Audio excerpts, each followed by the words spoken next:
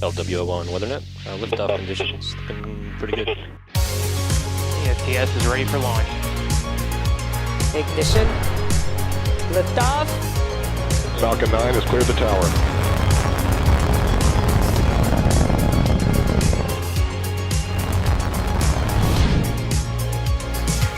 Ten, 9, 8, Side booster ignition. 6, 5, 4, 3, 2, 1.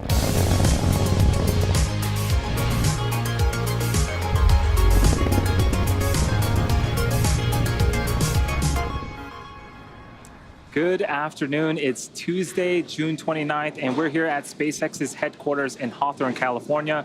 You're looking at a live view of Falcon 9 as it awaits its 2:56 p.m. Eastern Time launch from Space Launch Complex 40 at Cape Canaveral Space Force Station in Florida. My name is Andy Tran, and I'm a production supervisor here at SpaceX. Welcome to the webcast for SpaceX's Transporter-2 mission. It's our second dedicated small-sat rideshare program launch and our 20th launch of 2021. SpaceX created this program to provide small satellite operators with more flight opportunities and flexible flight times at a competitive price. There are 85 spacecraft on board in addition to 3 Starlink satellites. This includes CubeSats, microsats, and orbital transfer vehicles, sometimes called space tugs, which would deploy their spacecraft after separating from Falcon 9. On screen is Falcon 9 at Space Launch Complex 40.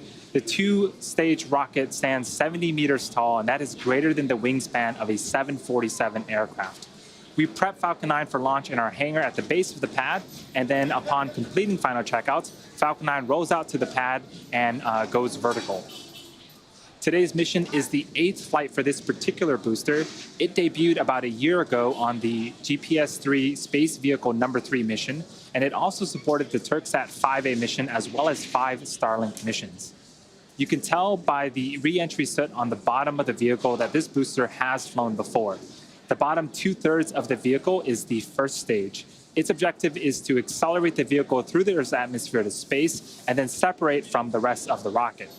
From there, it will make its way back to Earth and target a landing back on land this afternoon on Landing Zone 1, which is the pad that you see on screen right now. And if you are an Eastern Florida resident, you might even be able to see Falcon 9 over the ocean and hear one or more sonic booms as Falcon 9 makes its way back to the landing zone. On top of the first stage is the black carbon fiber inner stage. It connects the 2 stages and houses the pneumatic pushers that allow the first and second stage to separate during flight. Then on top of the inner stage is the Falcon 9 second stage, which takes the payload to its eventual destination in orbit. After the first stage separates about 2.5 minutes into flight, the second stage will then carry the 88 spacecraft to orbit. In order to get to the intended orbit today, we'll need to light our second stage twice before deploying all of our payloads. And similar to the first transporter mission, we'll be flying a fuel dome payload tray, which is essentially a small platform mounted on the back end of the second stage fuel dome that will release a handful of spacecraft today. This is worth mentioning as we expect this tray to obstruct one of 2 MVAC views during flight. And at the very top of the rocket, the satellites are safely enclosed inside of the 17-foot diameter payload fairing. That is what we're seeing on screen right now. This protects the payload from aerothermal loads, heating, and contamination during ascent. Once we reach the vacuum of space, we will jettison the fairing as the second stage continues its journey to orbit. For today's mission, our fairing is making its 3rd flight, and we will be attempting to recover the fairing halves from the water following landing on our chartered recovery vessel, HOS Briarwood. And lastly, the large truss structure next to Falcon 9 is called the Transporter Erector, also known as the TE. Its job is to roll Falcon 9 out to the launch pad, raise it to a vertical launch position, and also route power, fluids, and communication to the rocket and satellite. At around T-minus 4.5 minutes, it will begin to retract away from the rocket, providing clearance for Falcon 9 to lift off. The chief engineer held a technical poll at the T-minus 1 hour mark, and the launch director held a propellant load and launch go-no-go poll at T-minus 38 minutes. Since the T-minus 35-minute mark, Falcon 9 has been loading propellants, and the vehicle is a bipropellant vehicle, which means that it uses 2 types of propellants. For fuel, a refined form of kerosene called RP1, and for its oxidizer, super chilled liquid oxygen, also known as LOX. Currently, RP1 is fully loaded on the second stage and nearly fully loaded on the first stage. Liquid oxygen loading is currently underway for both of our stages. Helium load began before the webcast went live as well, and will continue to top off until about a minute and a half before launch. We use helium to pressurize the tanks as the propellant is pulled out by the engine pumps during ascent. In about 30 seconds, at around the T-minus 7 minute mark, engine chill will begin. This is where we allow a small amount of super chilled liquid oxygen to flow into the Merlin engine's turbopumps prior to the full flow of LOX to avoid any thermal shocks to the system. Checkouts of the second stage thrust vector control actuators are also underway. This is known as the engine wiggle test. We move the thrust chamber slightly to make sure that the guidance hardware is a go for flight. The first stage engines also perform the same wiggle test just seconds before ignition. At just under 7 minutes till liftoff, the vehicle is healthy. We are currently working no issues. Range and weather are both green for today. All systems continue to be go for a liftoff at 2:56 p.m. Eastern Time. And as I mentioned earlier, this is SpaceX's 20th mission of the year and the 127th mission to date. So far, only one of our missions this year has been launched on a new booster, and for this particular booster, it's going to be flying for the 8th time. Overall, over half the missions we've completed have been flown on flight-proven boosters. Reusability allows SpaceX to refly the most expensive parts of the rocket, which in turn drives down the cost of space Stage access. 1 fuel load is complete. It also allows us to increase our launch cadence and provides more flight opportunities for our customers, like those on board today's mission. Last year, we launched more than any other launch provider in the world. On our first transporter mission earlier this year, we launched a record-breaking 143 spacecraft, which is super cool.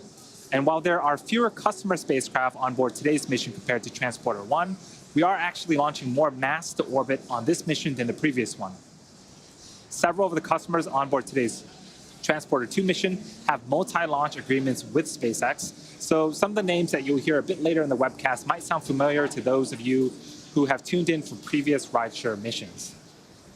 We're targeting 3 dedicated rideshare flights to sun-synchronous orbits per year, and we also offer opportunities to ride to orbit on our Starlink missions, which launch every couple of weeks. Small satellites can ride to space on SpaceX's Falcon 9, Falcon Heavy, as well as Starship in the not-too-distant future. If you're interested in learning more about the rideshare program or want to reserve your own spot, head on over to our website at spacex.com/rideshare. We are just under 5 minutes till liftoff. Falcon 9 is now moving into the final stages of the countdown. Any moment now, the strong back will begin to open up its clamp.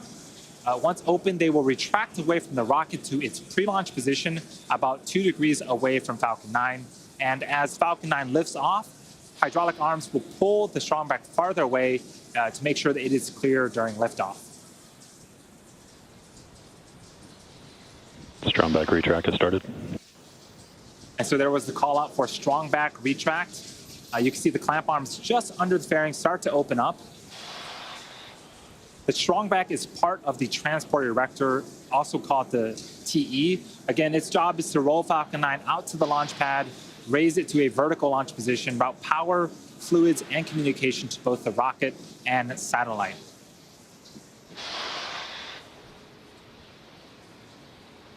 And you can start to hear some of the hissing and popping, and that is pressure venting from the rocket and the plumbing in the transporter erector.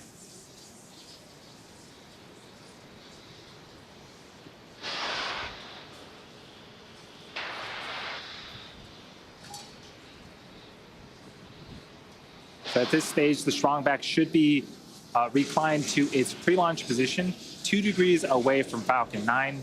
The vehicle remains in good health. The first and second stages are almost done fueling. Gaseous oxygen is also vented from the base of Falcon 9. That is the chill-in of the Merlin engine turbopumps. About a minute before liftoff, you will hear the announcement that Falcon 9 is in startup, which means that the rocket's own internal computers are now autonomously controlling the launch countdown.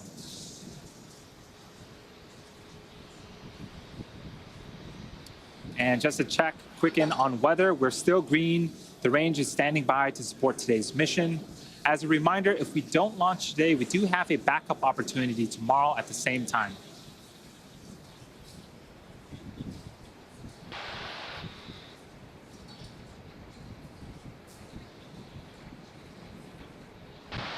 For those that are just tuning in, on screen is a live view of Falcon 9 at Space Launch Complex 40 off the coast of Florida. We are in the middle of the Transporter-2 mission. This is SpaceX's second dedicated smallsat rideshare mission.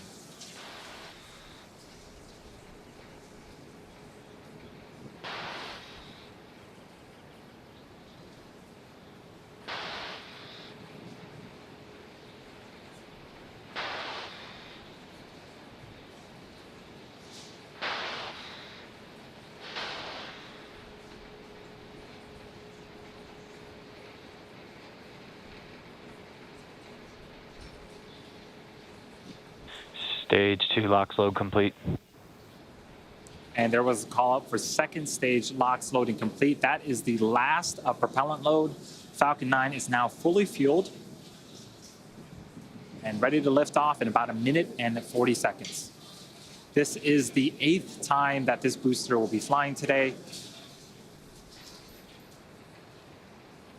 And a bit later on in the mission, we'll also be attempting to recover it for the 8th time, back at landing zone 1. So you can start to see some white clouds forming around Falcon 9. That is normal and expected at this stage in the countdown. That is cold, dense liquid oxygen meeting the warmer ambient air of Florida and starting to condense and form those white clouds that you see on screen.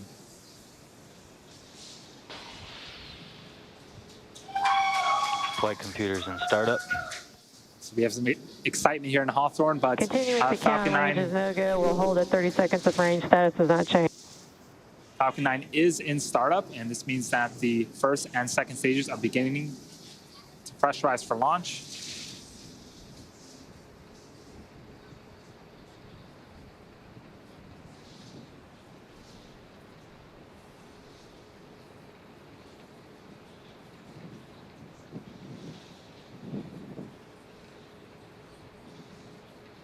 So we're just about 20 seconds away from liftoff. LD, this is RCN. Countdown range is no go. Repeat, range is no go. Hold. And we did hear the call to hold.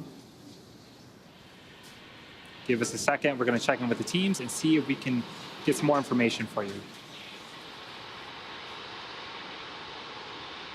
The countdown hold due to a fouled range.